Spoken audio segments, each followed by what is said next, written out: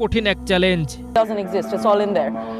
এইসব নদী ছিল লাশ গুম করার অভিনব এক জায়গা। এখান থেকে ফরেনসিক তথ্য উপাত্ত সংগ্রহ করে কিছু প্রমাণ করা খুব কঠিন।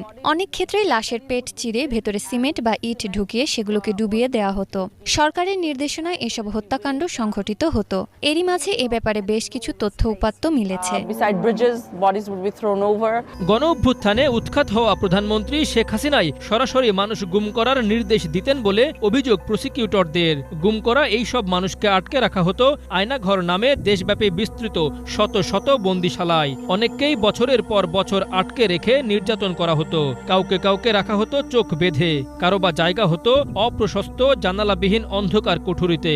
সম্প্রতি তারই একটি পরিদর্শনের বিরল সুযোগ পায় স্কাই নিউজ। মানবতা বিরোধী এসব অপরাধের অভিযোগে মামলা প্রস্তুত করছেন প্রসিকিউটররা।